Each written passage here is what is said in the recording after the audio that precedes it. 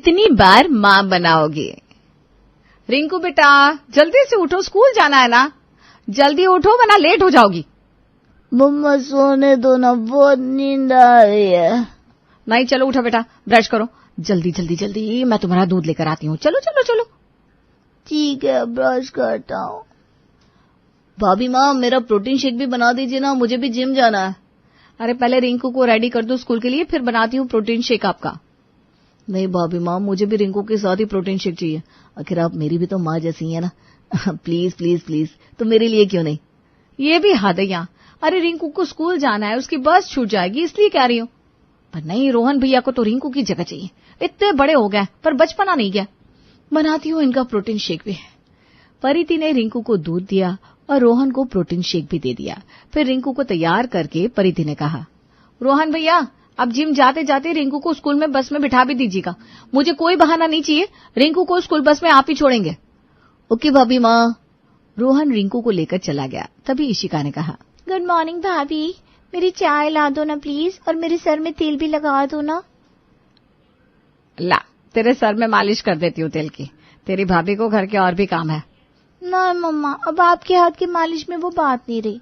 Sir में तेल तो भाभी लगाती हैं। हा एकदम दिमाग शांत हो जाता है, बिल्कुल माँ की ममता का एहसास होता है। भाभी तो मेरी भाभी माँ है ना भाभी? लगा देंगे ना तेल सर में? हाँ बाबा लगा दूंगी, बस थोड़ी देर रुक जाओ, मैं सबके लिए नाश्ता बना दूं पहले। ओके भाभी माँ। जिसे देखो वो परिधि के गुण गा रहा है, मेरी तो कोई अहमियत ही नहीं बची है। अच्छा ही है परिधि ने घर को इतनी अच्छी तरह संभाल लिया है कि मुझे तो किसी बात की फिक्र ही नहीं रही। परिधि घर की बड़ी बहू थी, उसने आते ही घर की सारी जिम्मेदारियां संभाल ली थी। अब हर कोई परिधि को अपनी माँ की तरह देखता था। शादी के 5 साल ही हुए थे अभी परिधि को, पर देवर ननद बड़े छोटे सबकी माँ थी वो। अब आगे देखते हैं क्या होता है। परिधि ने सबके लिए नाश्ता बनाया, सब नाश्ते के टेबल पर आ गए। आज मैंने आप सबके लिए पिज्जा पराठा बनाया है। अरे वाह भाभी माँ, आज तो मजा ही आ जाएगा नाश्ते में। हाँ भाई परिधि, खाना बनाने में तुम्हारा कोई जवाब नहीं है। मेरा भी नाश्ता लगा दो बहू, फिर दवाइयाँ भी लेनी है। हाँ पापा जी, पर आपको पराठे नहीं मिलेंगे, आपके लिए दलिया बनाया है, आप वही खाएंगे। डॉक्टर ने आपको ये सब खाने के लिए मना किया है। अरे मुझे नहीं खाना रोज रोज ये दलिया, मुझे अच्छा नहीं लगता। पापा जी खाना तो आपको यही पड़ेगा। मैं इसमें ना थोड़ी सी काली मिर्च और चाट मसाला मिला देती हूँ, आपको अच्छा लगेगा। बेटा कितना ख्याल रखती हो तुम, बिल्कुल एक माँ की तरह। मुझे लगता है मेरी माँ ने ही तुम्हारे रूप में दूसरा जन्म लिया है। कितनी ममता है तुम्हारे अंदर। लो भाई, अब मैं इनकी भी माँ बन गई। यहाँ मेरी शादी को अभी सिर्फ 5 साल हुए हैं, मेरा एक 3 साल का बच्चा है, और इस घर में बड़े से छोटे तक सबकी माँ बन चुकी हूँ। कितना अजीब है, जिसे देखो मुझे माँ ही बनाने पर तुला है। नाश्ता हो गया भाभी, अब चलिए ना मेरे सर में तेल लगा दीजिए। नहीं भाभी माँ, पहले मेरी बात सुनेंगी। भाभी माँ आपसे कुछ बात करनी है मुझे, चलिए ना एक बार बालकनी में। और इशिका, तू अपने इस चिड़िया के घोंसले जैसे बालों को खुद संभाल, समझी? देखिए ना भाभी, ये मेरे बालों को चिड़िया का घोंसला बोल रहा है, मैं इसके बाल नोच लूंगी। अरे बस करो आप दोनों, मैं इशिका दीदी के बालों में तेल लगाकर अभी आपसे बात करती हूँ। तब तक आप दुकान जाने के लिए रेडी हो जाइए, वरना आज आपके भैया आपकी क्लास लगा देंगे। जी भाभी माँ। अब परिधि ने इशिका के बालों में तेल लगाया और फिर रोहन के पास गई। बोलिए रोहन भैया, क्या बोल रहे थे आप? कोई जरूरी बात करनी थी आपको? हाँ भाभी, बात यह है कि मैं एक लड़की से प्यार करता हूँ, बहुत अच्छी है, पढ़ी लिखी है। अच्छा, तो प्यार का मामला है। पर इसमें मैं क्या करूं? जाकर मम्मी जी से बात कीजिए, बड़ों की मर्जी से ही बात आगे बढ़ सकती है ना। भाभी आप भी तो मम्मी की तरह ही है ना, बड़ी भाभी तो माँ समान होती है, इसीलिए तो मैं आपको भाभी माँ कहता हूँ। अच्छा, अब ज्यादा मक्खन मत लगाइए, ये बताइए करना क्या है? भाभी माँ आप घर पर सबसे बात कीजिए ना मेरे लिए। मैंने तो विशाखा से भी कहा है कि मेरी भाभी माँ है, सब संभालेगी, तुम चिंता मत करो। अच्छा, तो उसका नाम विशाखा है। ठीक है, मैं घर पर बात करती हूँ, पर सब मिलकर जो फैसला करेगी आपको मानना पड़ेगा, फिर आपकी नहीं चलेगी। ओके भाभी माँ, आपका हुक्म सर आंखों पर आप अपनी तरफ से समझाने की पूरी कोशिश करना। रात के खाने के वक्त घर के सभी लोग एक साथ टेबल पर खाना खा रहे थे। तभी परिधि ने रोहन और विशाखा वाली बात शुरू की। वो आप सबसे मुझे कुछ बात करनी थी। हाँ बोलो ना परिधि बेटा, क्या बात है? पहले आप लोग प्रॉमिस कीजिए कि आप में से कोई भी बात सुनकर गुस्सा नहीं करेगा। पहले सभी ठंडे दिमाग से सोचेंगे, फिर फैसला करेंगे। अरे ऐसी भी क्या बात है जो तुम्हें इतनी भूमिका बांधनी पड़ रही है बातों से पहले? हाँ भाभी, आप इतनी सीरियस है, मतलब कुछ बड़ी बात है? हाँ, बात तो बड़ी है, पर जब तक आप लोग प्रॉमिस नहीं करते मैं नहीं बोलने वाली। अच्छा बाबा, हम में से कोई भी गुस्सा नहीं करेगा, सब सोच समझ कर अपनी राय रखेंगे बस। तो बात यह है कि रोहन भैया किसी विशाखा नाम की लड़की से प्यार करते हैं और उससे शादी करना चाहते हैं। लड़की पढ़ी लिखी है, एक प्राइवेट कंपनी में जॉब भी करती है। अगर आप सबको समझ आए तो विशाखा और रोहन भैया की शादी कर देते हैं। ये सब प्यार व्यार मुझे समझ में नहीं आता। अरे शादी तो उसी से करनी चाहिए जिससे माँ बाप तय करें। पर पापा जी, जब रोहन भैया ने लड़की पसंद कर ली है तो मुझे भी इसमें कोई बुराई नजर नहीं आती। आजकल तो प्राय सभी इसी तरह अपनी पसंद से शादी करते हैं। परिधि, तुम कह रही हो तो सही होगा। तुम तो रोहन का भला ही सोचोगी, आखिर तुम उसकी माँ जैसी हो। भाई मेरी तरफ से तो हाँ है, एक तरफ से अच्छा है ना। अब हमें रोहन की शादी की चिंता करने की जरूरत नहीं है। भाभी, इस उल्लू ने कोई तो सही काम किया, वरना हर बार रायता ही फैलाता है। तू चुप कर छिपकली, जब देखो तब परेशान करती रहती है। हे भगवान, ये दोनों फिर शुरू हो गए। अब एकदम चुप। काम की बात में बीच में नहीं लड़ते। सॉरी भाभी, अब नहीं करेंगे। हाँ भाभी, सॉरी। ये हरकतें देखो, ये रोहन क्या शादी के लायक लगता है? पर फिर भी अगर घर में सबकी हाँ है तो मुझे भी कोई आपत्ति नहीं है। बुला लो लड़की वालों को, बात करके रिश्ता तय कर देते हैं। घर के सब लोग राजी हो गए। लड़की वालों से बात करके रिश्ता तय हो गया और कुछ दिन बाद विशाखा और रोहन की धूमधाम से शादी हो गई। विशाखा बहू बनकर अब ससुराल आ चुकी थी। अगले दिन सुबह विशाखा तैयार होकर हॉल में आई और कहा, भाभी, मम्मी जी, मुझे ऑफिस जाना है, मैं शाम को जल्दी घर आ जाऊंगी। अरे बेटा, पर अभी कल ही तो तू इस घर में आई है और आज ही ऑफिस? ऐसा भी क्या काम है? 1 महीने की तो छुट्टी करनी चाहिए थी ना। ये तो गलत बात है। मैं ऑफिस इतनी जल्दी नहीं जाना चाहती थी, पर क्या करूं, मेरे बॉस का फोन आया था और उन्होंने कहा कि फॉरेन से कुछ क्लाइंट्स आ रहे हैं तो मुझे जाना ही होगा ऑफिस। अब बताइए मैं क्या करूं? तो छोड़ दो ऑफिस, कोई जरूरत नहीं है काम करने की। घर पर रहो, परिधि के साथ घर के काम करो। पर मुझे काम करना है, ऑफिस जाना है, अपना करियर बनाना है। विशाखा भाभी, आप सही हो, आपको ऑफिस जाना चाहिए। पापा प्लीज जाने दो ना विशाखा भाभी को। हाँ पापा जी, मम्मी जी, जाने दीजिए ना उसे। विशाखा का जाना जरूरी है, तभी वो जा रही है ना। आकर घर के काम में मेरी हेल्प भी कर लेगी, क्यों, है ना विशाखा? हाँ हाँ भाभी, बिल्कुल। ठीक है विशाखा, परिधि ने कहा है तो मैं मना नहीं करूंगा। मुझे उसमें अपनी माँ वाले गुण नजर आते हैं। जाओ तुम। थैंक यू भाभी। रोहन सच कहते हैं, आप बिल्कुल मम्मी जैसी हो। आज से आप मेरी भी भाभी माँ हो। विशाखा चली गई। परिधि ने मन ही मन कहा, लो एक बार फिर मैं माँ बन गई। ये किसी को मेरे अंदर बहन, भाभी, सहेली क्यों नहीं दिखती? सब मुझे अपनी माँ ही क्यों बनाते हैं, पता नहीं। मम्मी चलो ना, आइसक्रीम खाने चलते हैं, मुझे आइसक्रीम खानी है। बेटा बाद में कभी चलेंगे, अभी मम्मी को बहुत काम है। अब हमेशा ऐसा बोलते हो, मुझे आज जाना है आपके साथ आइसक्रीम खाने। ओके बाबा, जाएंगे। अब खुश? अब जाकर अपने पापा से कहो रिंकू को और मम्मी को आइसक्रीम खिलाने जाना है, ले चलो। ये मम्मा मान गई, मैं अभी जाकर पापा को बोलता हूँ। तभी सुदीप भी वहां आता है। अरे रिंकू बेटा, क्या बोलना है मुझे? क्या खिचड़ी पक रही है माँ बेटे में? पापा आज आइसक्रीम खिलाने ले चलो मुझे और मम्मी को, प्लीज पापा। बच्ची का इतना मन है तो चलते हैं ना आज बाहर, मुझे भी अच्छा लगेगा। काफी दिन हो गए हमने साथ में टाइम ही नहीं बिताया। ठीक है चलते हैं आज कहीं। तुम जल्दी से काम खत्म कर लो। हाँ बस मैं मम्मी जी और पापा जी का खाना बना दूं, फिर चलते हैं। परिधि ने फटाफट काम खत्म किया और तैयार हो गई। अब सुदीप, रिंकू और परिधि बाहर जा रहे थे। उन्होंने ममता से कहा, मम्मी हम बाहर जा रहे हैं, रात को आने में देर हो जाएगी। अरे परिधि का जाना जरूरी है क्या? परिधि चली जाएगी तो ये घर कौन संभालेगा? मम्मी जी आप तो ऐसे कह रही हैं जैसे मैं 1 हफ्ते के लिए कहीं जा रही हूँ। अरे मैं थोड़ी देर इनके साथ और रिंकू के साथ बाहर जा रही हूँ, इसमें क्या दिक्कत है? और घर में कोई छोटा बच्चा भी नहीं है जिसे संभालना पड़ेगा। अब पर तेरे लिए तो सारे ही बच्चे हैं, सब तुझे अपनी माँ ही समझते हैं। हाँ तो मम्मी जी मेरा आज मन है बाहर जाने का और प्लीज मुझे जाने दीजिए। बाकी दिन तो मैं सारा घर संभालती हूँ। अभी थोड़ी देर में विशाखा भी आ जाएगी ऑफिस से, वो कर देगी बाकी के काम आपके। परिधि ऐसा कहकर सुदीप और रिंकू के साथ बाहर चली गई। कुछ घंटों के बाद परिधि घूमकर आइसक्रीम खाकर घर आई तो विशाखा ने कहा, हाय भाभी, मैं तो थक गई आज इस घर का काम करते करते। कितने नखरे हैं घर वालों के, मिनट मिनट में इनको चाय चाहिए, हर चीज उनके हाथ में खोज कर रखो, खाने में भी कितने नखरे हैं। कैसे संभालती है भाभी ये सब आप रोज? शुरू में मुझे भी बड़ी टेंशन होती थी, पर अब मुझे आदत हो गई है। तुम्हें भी धीरे धीरे आदत हो जाएगी।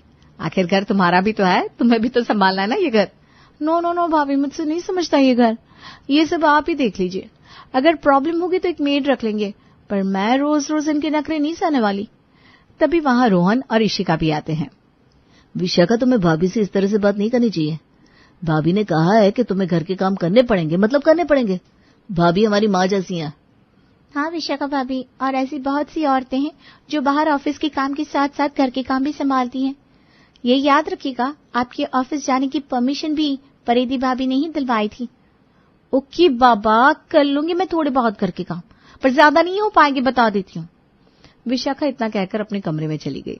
अगले दिन परिधि हॉल में बैठकर ममता से बात कर रही थी, तभी उसकी बड़ी ननद लीला का फोन आया। हेलो भाभी, कैसी हैं? मैं ठीक हूँ दीदी, आप बताइए आप कैसी हैं? भाभी, मुझे आपसे कुछ काम था। वो बात दरअसल ये है, मुझे ना 2 दिन के लिए कहीं बाहर जाना है। सोनू और चिंटू के एग्जाम है, तो सोच रही थी उन दोनों को आपके पास छोड़ देती हूँ। आप उन्हें पढ़ाकर एग्जाम भी दिला दीजिएगा। वो सब तो ठीक है दीदी, पर क्या सोनू चिंटू मुझसे पढ़ेंगे? आपके बिना वो एग्जाम कैसे दे पाएंगे? हाँ भाभी, आपसे पढ़ ही लेंगे, आपसे उनकी अच्छी जमती है। आखिर आप उनकी माँ जैसी तो हैं। परिधि मन ही मन कहती है, लो भाई, फिर से माँ बन गई। अब सोनू चिंटू ने माँ बना दिया। पता नहीं और कितनी बार माँ बनूंगी मैं। आप सुन रही है भाभी मैं क्या कह रही हूँ? हाँ हाँ दीदी, सुन रही हूँ आपकी बात। छोड़ जाइए बच्चों को यहाँ पर 2 दिन। मुझे पता था भाभी आप कभी मना नहीं करेंगे, आप बहुत अच्छी हैं। मैं कल सुबह चिंटू और सोनू को वहां छोड़ जाऊंगी। अच्छा भाभी, फोन रखती हूँ, बाय। लीला ने फोन रख दिया और दूसरे दिन सुबह लीला, सोनू और चिंटू को परिधि के पास छोड़कर चली गई। परिधि ने सोनू चिंटू को पढ़ाया और उनका एग्जाम भी दिलवाया। ऐसे ही दिन गुजर रहे थे। रोज कोई ना कोई परिधि को माँ का खिताब दे ही देता। परिधि अब थोड़ा चिढ़ने लगी थी। ऐसे ही एक दिन इशिका ने विशाखा से कहा, विशाखा भाभी, मुझे कुछ नए फैशन के कपड़े लेने हैं, आप मेरे साथ शॉपिंग चलेंगी क्या? हाँ ठीक है, आज शाम को शॉपिंग चलते हैं। परिधि भाभी भी जाएंगी क्या? नहीं भाभी, मैंने उनसे पूछा ही नहीं। आप मेरी फ्रेंड जैसी हो ना, इसलिए सोचा आज आपकी ट्रेंड को बेहतर समझ पाओगी। इसका मतलब आपको परिधि भाभी पसंद नहीं है? आप तो बहुत मानती थी उन्हें। हाँ भाभी, मानती तो हूँ मैं आज भी उन्हें बहुत, पर वो मेरी फ्रेंड नहीं है, वो मेरी माँ जैसी है। जब से इस घर में आई मैंने उन्हें माँ की तरह ही देखा है। अब चलो ना मेरे साथ शॉपिंग। परिधि ने विशाखा और इशिका की बातें सुन ली थी। उसे इशिका की बातें जरा भी अच्छी नहीं लगी। कमाल है भाई, मुझे अच्छी खासी माँ बनाकर रख दिया है, जैसे मैं कितनी ही बूढ़ी हूँ। अरे मेरा एक छोटा सा बेटा है रिंकू, 3 साल का, शादी को अभी 5 साल हुए मेरे, और इन्हें मैं किसी पुराने जमाने की लगती हूँ।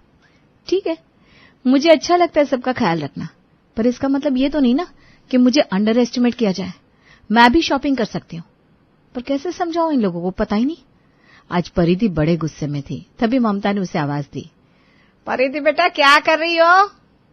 जी मम्मी जी, कुछ नहीं, बताइए, कुछ काम था। अरे बेटा, आज तेरा ध्यान कहाँ है? खाना नहीं बनाना? कितना टाइम हो गया? अरे हाँ मम्मी जी, मैंने ध्यान ही नहीं दिया। रुकिए, अभी बना देती हूँ। हाँ बेटा, आज विशाखा और इशिका तो बाहर ही खाना खाएंगे, रोहन भी उन्हें वहीं मिल जाएगा। तू एक काम कर, बस हम चारों का खाना बना ले, और आज खाने में ना बैंगन का भरता बनाना, बहुत दिन हो गए खाए। जी मम्मी जी, बना लूंगी। परिधि खाना बनाने रसोई में चली गई। थोड़ी देर में उसने सबके लिए खाना बना लिया। तभी सुदीप भी दुकान से आ गया। आज क्या बनाया खाने में? खुशबू तो बड़ी अच्छी आ रही है। बैंगन का भरता बनाया है, मम्मी जी ने कहा था। क्या बात है परिधि, आज अपसेट क्यों लग रही हो? सब ठीक है ना? हाँ ठीक ही है सब, और जो ठीक नहीं है उसे ठीक करना आपके बस में है नहीं। तो मेरी चिंता छोड़िए और आराम से खाना खाइए। आपको मेरी कुछ पड़ी होती तो बहुत पहले ही समझ गए होते। अरे बेटा, जल्दी से खाना लगा दे, मुझे तो बैंगन के भरते को देख कर ही भूख लग गई है। जी मम्मी जी, ये लीजिए। पापा जी आप भी लीजिए। क्या बात है बहू, आज मुझे इतना ऑयली खाना खाने से डांटेगी नहीं? नहीं पापा जी, अब मैं थक चुकी हूँ, जिसे जो सही लगे वही खाए। परिधि का ये बर्ताव देखकर सभी दंग थे। प्रताप ने धीरे से ममता से कहा, अरे आज इसे क्या हुआ है? किसी ने कुछ कह दिया क्या? सारा दिन ये बेचारी सबके लिए सब कुछ करती है, और अगर इसके बाद भी इसे सुनना पड़े तो ये गलत बात है। अजी मुझे तो कुछ पता ही नहीं है क्या हुआ है, मैं तो खुद हैरान हूं आज इसे देखकर। खैर जाने दीजिए, जो है सामने तो आएगा ही। आप चुपचाप खाना खाइए। अब सभी लोग खाना खाने लगे। भाई वाह, आज तो खाना लाजवाब बना है। पूरे दिन की थकान के बाद जब तुम्हारे हाथों का इतना टेस्टी खाना खाता हूं ना, सारी थकान दूर हो जाती है, मन एकदम फ्रेश फील करता है। हाँ बहू, तुम खाना बड़ा अच्छा बनाती हो। बेटा खाना आज मेरे दिल को छू गया, इतना स्वादिष्ट है। मेरी माँ भी ना बिल्कुल ऐसा ही बैंगन का भरता बनाती थी। तुम्हारे हाथों में ना मेरी माँ जैसा स्वाद है। बेटा आज तुमने माँ की याद दिला दी। अब माँ शब्द दोबारा सुनते ही परिधि एकदम से फूट पड़ी। अब बस करिए आप लोग। अरे कितनी बार माँ बनाओगे मुझे? जब कोई अच्छा काम करो अपनी माँ बना देते हो। कभी रोहन भैया की, कभी इशिका दीदी की, कभी लीला दीदी के बच्चों की, कभी विशाखा की, यहाँ तक कि पापा जी और आपकी भी। मेरी शादी को भी पूरे 6 साल भी नहीं हुए और आप सबने मुझे इतनी बड़ी उपाधि दे दी। अरे तो बहू, इसमें बुरा क्यों लग रहा है तुम्हें? मुझे बुरा लगता है जब मुझे माँ बनाकर बस घर के कामों के लिए रखा जाता है। अरे मैं कोई 60 साल की बूढ़ी औरत नहीं हूँ। मेरी उम्र अभी बस 29 साल है, पर मुझे ऐसे ट्रीट किया जाता है जैसे मैं इस जमाने की हुई ही नहीं।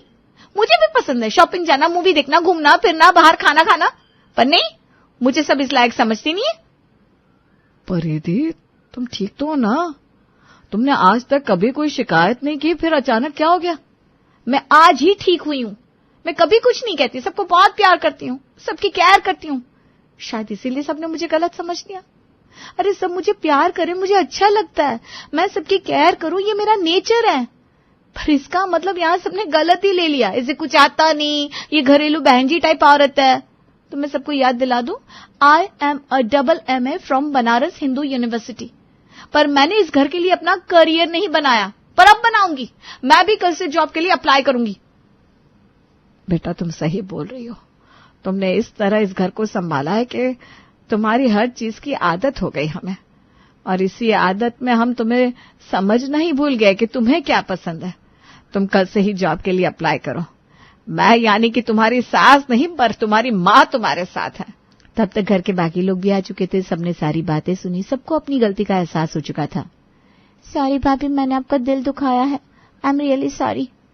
भाभी, आपको माँ कहना मुझे अच्छा लगता है, पर आगे से मैं आपकी खुशी का भी ध्यान रखूंगा।